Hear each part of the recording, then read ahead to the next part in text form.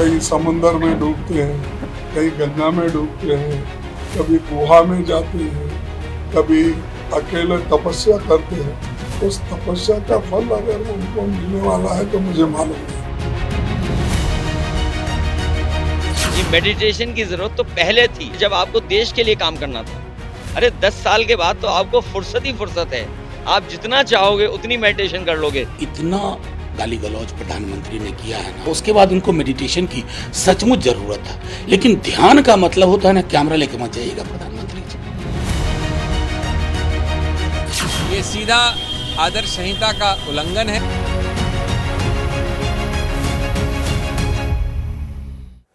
नमस्कार, आगे का एजेंडा देख रहे हैं आप। एबीपी न्यूज पर हाजिर हूं मैं रोमाना इसार खान। आज लोकसभा चुनाव के आखिरी दौर का प्रचार खत्म हो जाएगा। आखिरी दौर 57 सीटों पर 1 जून मतलब शनिवार के दिन वोट डाले जाएंगे।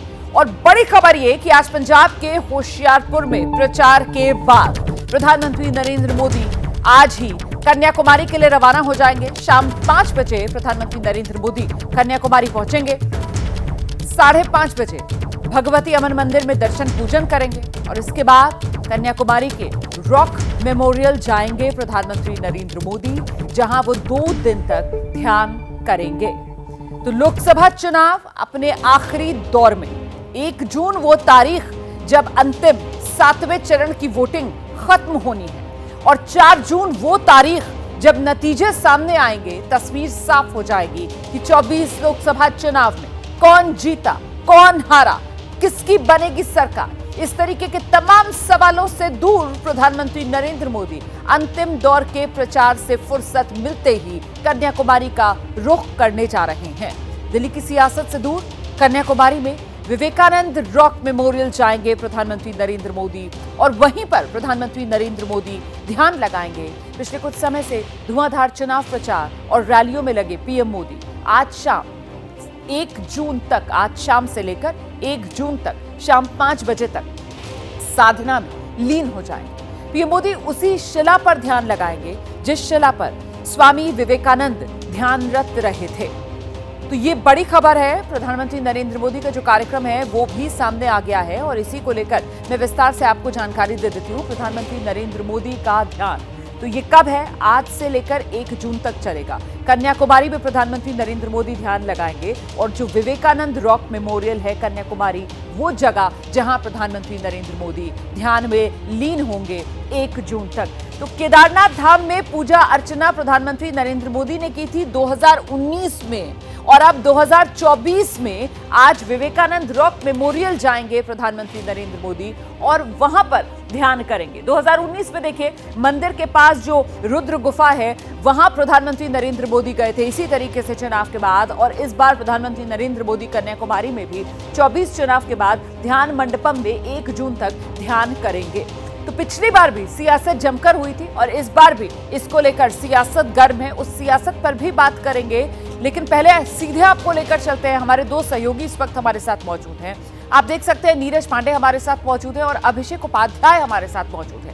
पहले मैं जरा अभिषेक का रुख करती हूँ और अभिषेक से ये जानते हैं, अभिषेक तमाम सवालों से दूर सबसे पहले ये जगह जहां पर आप मौजूद हैं, जहां प्रधानमंत्री नरेंद्र मोदी पहुंचेंगे ध्यान के लिए, उस जगह की अहमियत बताइए, उस जगह की तस्वीरें दिखाइए। अभिषेक। रोमाना, ये जगह ही सबसे विशिष्ट है और यहाँ का संदेश और भी ज्यादा विशिष्ट है। अब ये जगह मैं अपने कैमरामैन सुनील पांडे से कहूंगा कि इसको जरा विस्तार दें इस कैमरे के लेंस को और आपको दिखाएं। आप देखिए यहाँ से दिखाई देगा संत तिरुवल्लुवर की प्रतिमा दिख रही है। तमिल साहित्य के जो सर्वकालिक महान संत हुए हैं, तिरुक्कुल जिनका जो काव्य ग्रंथ है जिसको तमिल साहित्य में गीता कहा जाता है, ये उनकी प्रतिमा है, विशालकाय प्रतिमा है।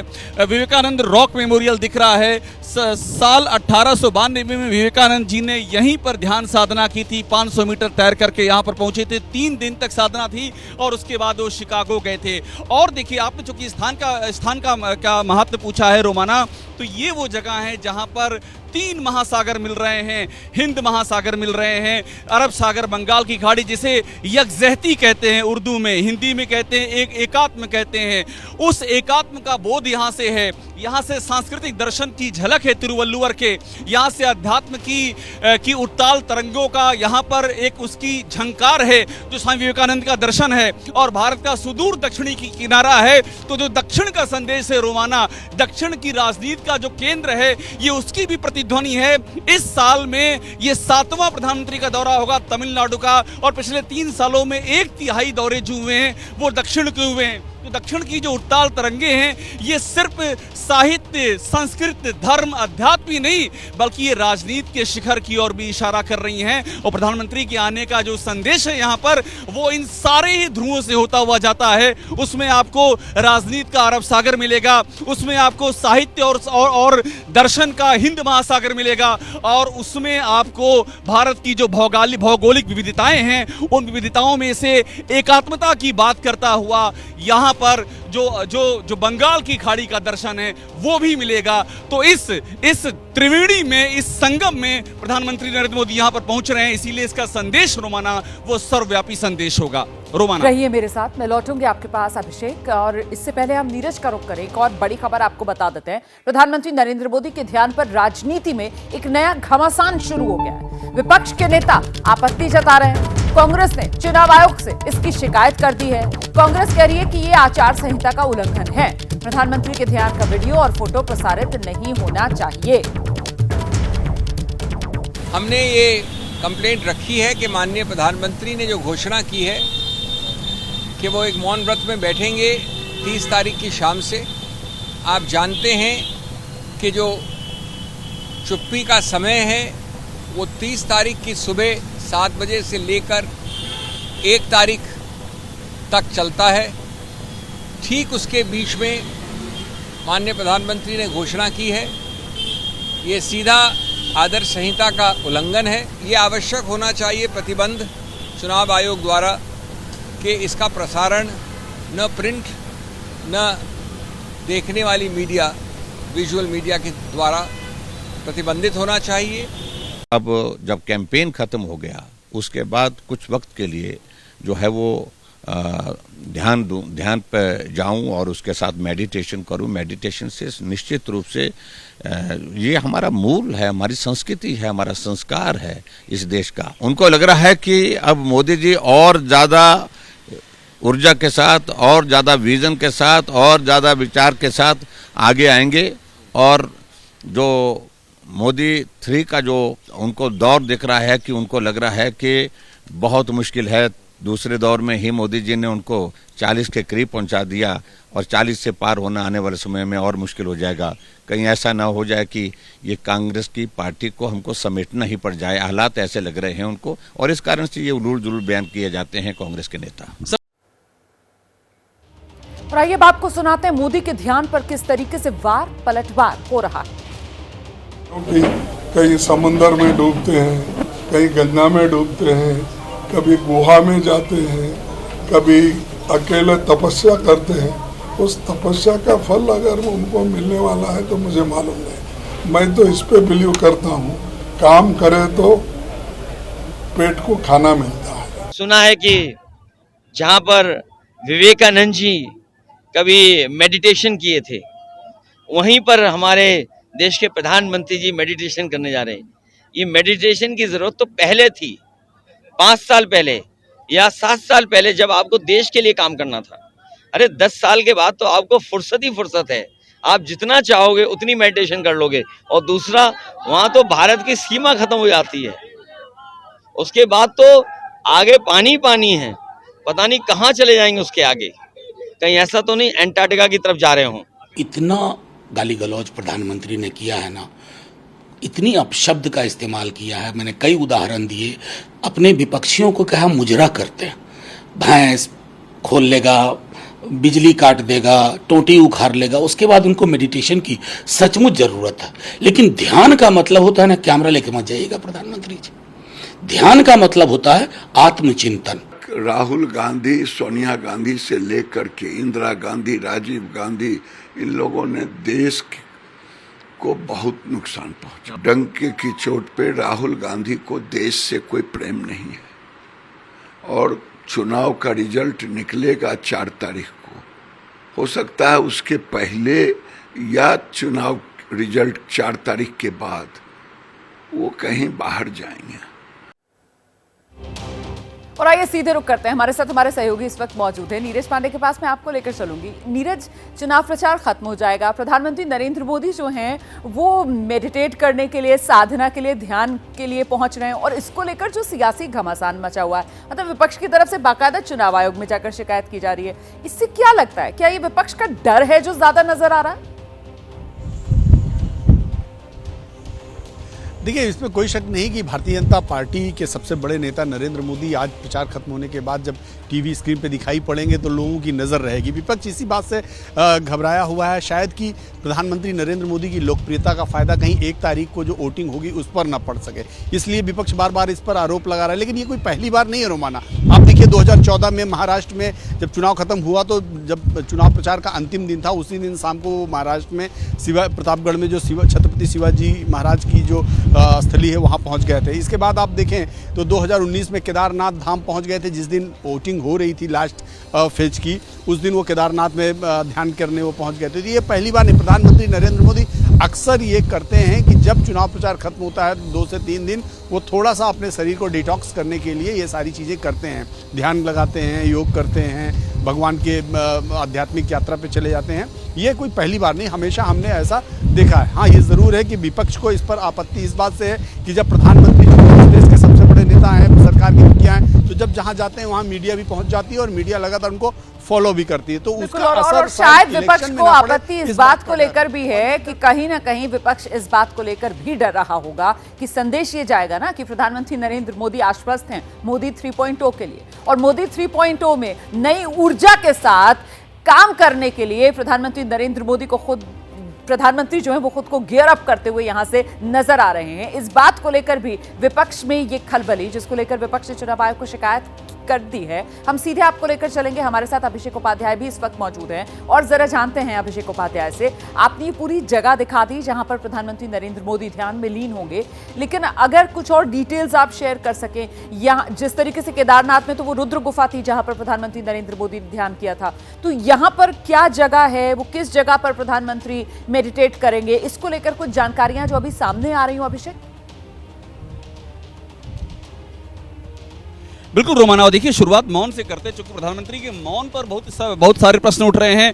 तो मुझे मेरे ख्याल से केदारनाथ सिंह याद आ रहे हैं। उन्होंने ये लिखा था कि मौन भी अभिव्यंजना है, जितना तुम्हारा सत्य है उतना ही कहो। तो जो मौन की अभिव्यंजना है रोमाना, इस त्रिवेणी से, हिंद महासागर, अरब सागर और बंगाल की खाड़ी से, उसके बहुत सियासी माने हैं। और जो आप मुझसे पूछ रही हैं, देखिए सामने ये दिख रहा है, हम थोड़ी दूर पे महज 100 मीटर आगे एक चट्टान पे खड़े हैं। विवेकानंद रॉक मेमोरियल जो दिख रहा है 1970 में ये स्थापित हुआ था। इसके अंदर ध्यान मंडपम है। उस ध्यान मंडपम में प्रधानमंत्री नरेंद्र मोदी ध्यान करेंगे। 1963 में जब 100 साल पूरे हुए थे, विवेकानंद जी की जन्म शताब्दी थी, तब इसका निर्माण शुरू हुआ था और 1970 में कंप्लीट हुआ था। और देखिए एकनाथ जी जो आरएसएस से जुड़े हुए थे, उनको निर्माण का श्रेय जाता है। तो यहाँ इस ध्यान मंडप में ध्यान करेंगे। और एक बात मैं आपको और बताऊं रोमाना, कि यहीं पर साल 1892 में शिकागो जाने से पहले 3 दिन और 3 रात स्वामी विवेकानंद ने यहाँ पर ध्यान किया था। तो एक वो विरासत भी है, एक संदेश भी है, और यहाँ से राजनीति का एक परोक्ष आदेश भी है। बहुत शुक्रिया आपका अभिषेक उपाध्याय। नीरज पांडे इस तमाम जानकारी के लिए। दिल्ली के मुख्यमंत्री हैं अरविंद केजरीवाल, पंजाब में धुआंधार प्रचार में जुटे हुए हैं और लगातार बीजेपी पर, मोदी सरकार पर जमकर बरस रहे हैं। जालंधर में चुनाव प्रचार के दौरान एबीपी न्यूज संवाददाता दीपक रावत से एक्सक्लूसिव बातचीत अरविंद केजरीवाल की दिखाते हैं आपको, जिसमें केजरीवाल ने दावा किया कि बीजेपी को इस बार 200 से भी कम सीट मिलेगी और इंडिया गठबंधन 300 पार करने जा रहा है।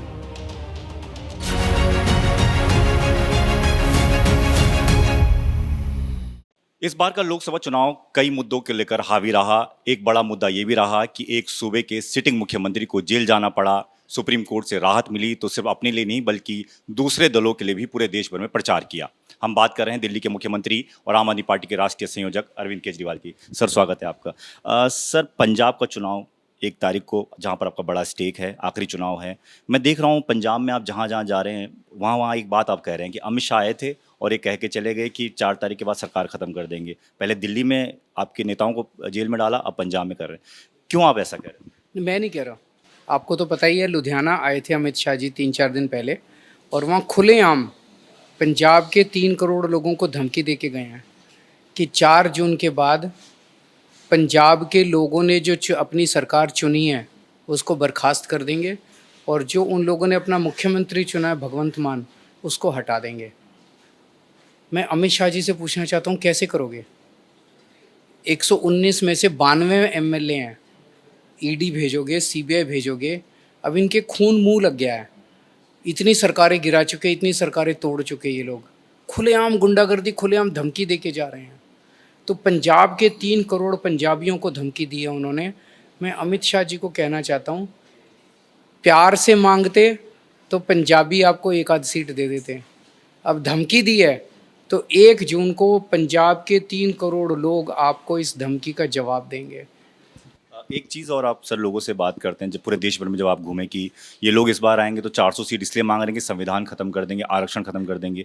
मोदी जी हर इंटरव्यू में कह रहे हैं कि हम तो संविधान और आरक्षण के लिए काम करते हैं, हमारे ऊपर उल्टा आरोप लगाया जा रहा है। आपके लिए उन्होंने कहा कि उनको पहले संविधान और कानून पढ़ लेना चाहिए, फिर बात करनी चाहिए। तो मोदी जी को 400 किस लिए चाहिए? किसी ने पूछा उनसे, बीजेपी वालों से पूछा, ये बार बार कह रहे थे 400 पार 400 पार, तो किसी ने कहा भी काम तो 300 से भी चल जाता है, 400 किस लिए चाहिए? तो लोगों ने कहा मोदी जी इस बार बड़ा काम करना चाहते हैं। तो बड़ा काम क्या करना चाहते हैं? तो पता चला रिजर्वेशन, SC ST और OBC का रिजर्वेशन ख़त्म करने की इनकी पूरी तैयारी है। मोदी जी सर एक बात और कह रहे हैं कि पूरा विपक्ष मुझे सिर्फ गाली देने का काम करता है और कोई काम नहीं करता। हमने तो गाली दी नहीं, गाली तो उल्टे वही दे रहे हैं। मैं जगह जगह गया और लोग महंगाई से, बेरोज़गारी से बहुत त्रस्त हैं, घर का खर्चा नहीं चल रहा, बच्चे बेरोज़गार बैठे हैं। तो लोग उम्मीद करते हैं कि उनके प्रधानमंत्री कोई समाधान देंगे, लेकिन जब लोग टीवी ऑन करते हैं तो देखते हैं मोदी जी तो गाली दे रहे हैं। लोगों को अपनी समस्याओं का समाधान नहीं दिखाई दे रहा कि भाई मोदी जी को क्यों वोट दें, केवल गालियां गालियां गालियां। तो गालियों से वोट मांग रहे हैं ये। उनको कोई आइडिया ही नहीं है कि जनता की क्या समस्या है, उनका क्या समाधान है, कोई चिंता ही नहीं है देश के लोगों की। सर क्योंकि चुनाव आखिरी चरण में है और 4 तारीख को नतीजे भी आ जाएंगे, आप देश भर में घूमे हैं, आपका आंकलन क्या कहता है कि इंडिया गठबंधन के हिस्से कितनी सीटें आ रही है और बीजेपी के हिस्से में कितनी सीटें? मेरा अपना मानना है कि इस बार लोग इनके खिलाफ बहुत गुस्से में है। जैसा मैंने कहा, एक तरफ तो गालियां दे रहे हैं, दूसरे इनका अहंकार इतना ज़्यादा बढ़ गया है। आजकल पिछले 10-12 इंटरव्यू अगर आपने देखे हो टीवी में, तो मोदी जी खुलेआम कह रहे हैं कि मैं आम इंसान नहीं हूँ, मैं भगवान का अवतार हूँ। मोदी जी भगवान कब से हो गए? और अब इनके चेले चपाटों ने भी उनको भगवान कहना चालू। संबित पात्रा कहते हैं भगवान जगन्नाथ मोदी जी के भक्त हैं। ये नड्डा जी ने कहा मोदी जी देवताओं के देवता हैं। जनता त्रस्त हो रही है, जनता के घर का खर्चा नहीं चल रहा, पेट्रोल के दाम बढ़ते जा रहे हैं, डीजल के दाम बढ़ते जा रहे हैं, दूध के दाम बढ़ रहे हैं, खाने पीने की चीज़ों के दाम, ये अपनी दूसरी दुनिया के अंदर है। मैं तो भगवान हूँ, मैं तो भगवान हूँ। सीट कितनी लग रही है सर? मुझे लगता है इनकी 200 से भी कम सीट आएंगी। जनता बहुत गुस्से में है इनके खिलाफ और इंडिया गठबंधन 300 क्रॉस करेगा। सर एक मामला, क्योंकि 1 तारीख तक ही आप जमानत पे हैं, 2 तारीख को वापस जाना है और आपने जो एक याचिका लगाई थी कि आपको 7 दिन की मोहलत मिले टेस्ट करवाने, वो खारिज हो गई है, तो क्या 2 तारीख को जेल जाने की तैयारी? मैं भगत सिंह का चेला हूँ और भगत सिंह देश को आज़ाद कराने के लिए जेल गए थे और फांसी पे चढ़े थे। मैं देश को बचाने के लिए जेल जा रहा हूँ। ये कहते हैं केजरीवाल भ्रष्टाचारी है। अगर केजरीवाल भ्रष्टाचारी है तो इस दुनिया में कोई ईमानदार नहीं है। मुझे इसलिए अंदर नहीं किया कि मैंने कोई भ्रष्टाचार किया है, मुझे इसलिए अंदर किया है क्योंकि जो काम मैं कर रहा हूँ वो काम मोदी जी नहीं कर सकते। मैंने लोगों की बिजली फ्री कर दी, मोदी जी नहीं कर पा रहे। मैंने बच्चों के लिए स्कूल बनवा दिए अच्छे शानदार, मोदी जी नहीं कर पा रहे। मैंने शानदार मोहल्ला क्लिनिक बना दिया, अस्पताल खोल दिए, लोगों का इलाज फ्री कर दिया, मोदी जी नहीं कर पा रहे। तो केजरीवाल को जेल में डाल दो, इसके काम अपने आप बंद हो जाएंगे। इनकी जो देश भर में गुंडागर्दी और तानाशाही चल रही है, जिसकी मर्जी सरकार गिरा देते हैं, पार्टियां तोड़ देते हैं, सारे नेताओं को गिरफ्तार कर लेते हैं, उस तानाशाही के खिलाफ मैं आवाज़ उठा रहा हूँ। ये आवाज़ मेरी बंद करना चाहते हैं। ये जितनी बार मुझे जेल भेज लें, देश के लिए जितनी बार मैं जेल जाऊँगा मुझे उसका फ़ख्र है, लेकिन ये मेरी आवाज़ बंद नहीं कर पाएंगे। पिछली बार भी मुश्किल हो गई थी जेल में, आपने कहना इंसुलिन नहीं मिला था, बाद में लेट से मिला, इस वक्त कितना तोड़ने की पूरी कोशिश करते हैं अंदर जेल में। ये मुझे पूरी तरह से साइकोलॉजिकली इमोशनली तोड़ने की कोशिश करते हैं। केजरीवाल ना टूटेगा ना झुकेगा। देखिए 1 जून को 7वें और अंतिम चरण में हिमाचल प्रदेश में भी वोटिंग होनी है। एबीपी न्यूज से बातचीत में हिमाचल प्रदेश के पूर्व मुख्यमंत्री जयराम ठाकुर ने बड़ा दावा किया, बीजेपी सभी 4 सीटों पर जीतेगी। जयराम ठाकुर कांग्रेस पर भी खूब बरसे हैं।